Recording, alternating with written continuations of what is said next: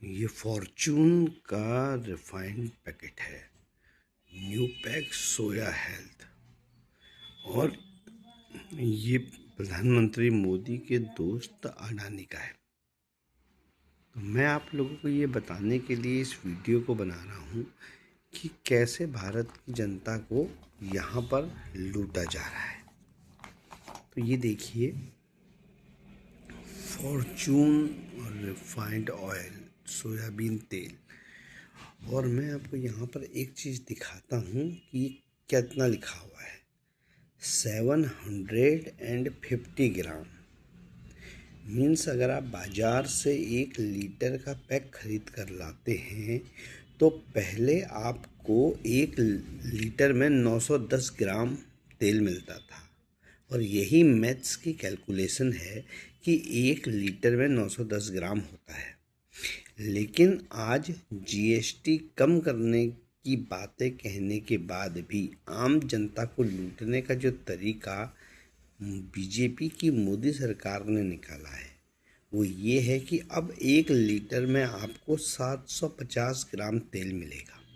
सारी मैथ्स की calculation in लोगों ने फेल कर दी है। तो भारत के अंधभक्त जो हैं वो बुद्धि के शत्रु हैं, ये बात प्रूफ होती है।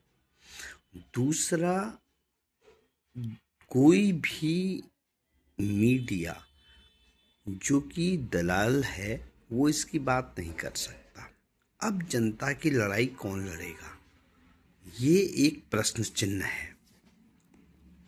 जागरूक बनिए, चीज़ों को समझिए। बेवकूफ़ बनने की कोशिश अगर हम करेंगे तो अपना नुकसान तो हम कर ही रहे हैं, लेकिन ये केवल एक व्यक्ति का नुकसान नहीं है, ये पूरे देश का नुकसान है। और आज हम 2014 के बाद से 11 सालों के मोदी कार्यकाल में देश की हालत देख रहे हैं कि ये बद से बदतर हो चली है। अतः मेरी बात को जन जन तक पहुंचाइए। हम जानते हैं कि मोदी जी वोट चोरी करके ही सरकार बना रहे हैं। इसके अलावा उन्होंने सारी जो सरकारी एजेंसियां थीं उनको बर्बाद कर दिया है। आज आम आदमी इस बात को समझ नहीं सकता, लेकिन मैं आपको एक बात बताता हूँ, जब सरकारी एजेंसी ही नहीं रहेगी तो आपको नौकरी कौन देगा। रेलवे अडानी जी को बेच दिया है। अब इससे नुकसान ये है, 2014 से पहले रेलवे में हर साल भर्तियां निकलती थी। मैं नहीं कहता लाखों लोगों को जॉब मिलता था, लेकिन हजारों बच्चों को एम्प्लॉयमेंट मिलता था।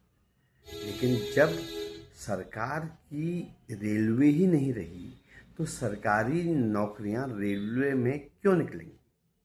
ऐसे ही वायुसेना, जो हमारे एयर इंडिया सरकारी कंपनी होती थी, वो सरकार की नहीं रही तो वहाँ निकलने वाली जॉब्स खत्म हो गई।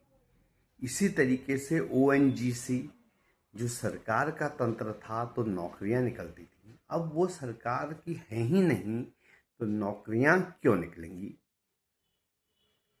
तो मेरे भारत के लोगों, समझने की कोशिश करो, दिल से नहीं दिमाग से सोचो। हमें धर्म की ज़रूरत नहीं है, हमें मंदिर या मस्जिद पर जो लड़ाया जा रहा है इसकी ज़रूरत नहीं है। हम इस युग में रह रहे हैं जहां हर चीज़ विज्ञान की वजह से संभव है और विज्ञान की वजह से चल रही है। समझदार बने और देश हित में सोचें, धर्म के हित में नहीं। कांग्रेस ने हमेशा आपको एक बात सिखाई थी, हिंदू मुस्लिम सिख ईसाई आपस में है भाई भाई। जोड़ने की बात कही थी, यूनिटी की बात कही थी। तो उस बात को समझें और देश के लिए सोचें। धन्यवाद।